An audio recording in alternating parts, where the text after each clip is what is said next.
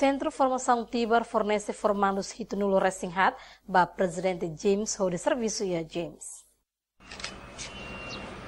Formandos hitunulo recém-hat durante fulancia nelaran retornam na formação e área eletricidade, pedreiro, canalização, soldadura, no carpintaria e a Centro Formação Tibar. Terça-feira, formandos hitunulo recém-hat retornam na graduação e a área construção, o certificado 1 ou 2, formação do objetivo a preparar jovens Sira, liu e curso o Ansira a envolve e a implementação do programa James e a região especial o curso Ambeno.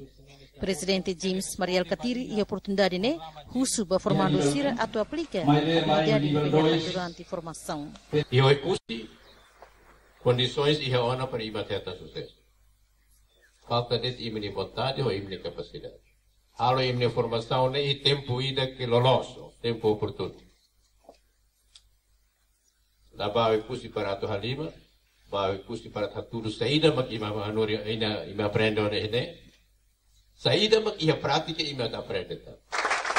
E a oportunidade presidente CCITL Oscar Lima Hateten, kata que número formandos no BIA seja suficiente a responde à necessidade e a campo no importante mos tem que mudar a mentalidade e matimornian.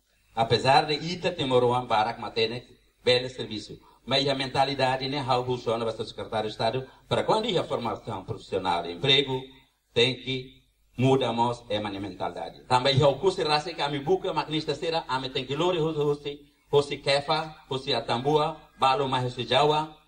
Hatan, ba questão, secretário de Estado de Política, Formação Profissional no Emprego, e dos meses ateten, kata que número formandos no BRETA nona, graduação, bele responde de daunona, necessidade de recurso, mas beba hoje se for se criamos centro de formação e a município outro na região autônoma de curso. Ba hoje sim, com certeza que na se for e tem na plano a tuloque centro de formação kikida e o curso, o osa nebe macaia montante 240 tal mil a tuloque mo centro de formação ainda o curso. Formação nebe halau ba formando curso centro de formação Tibar, reta na apoio fundos se governo no EDB. Fátima Maia, Abelemos, a tua reportagem.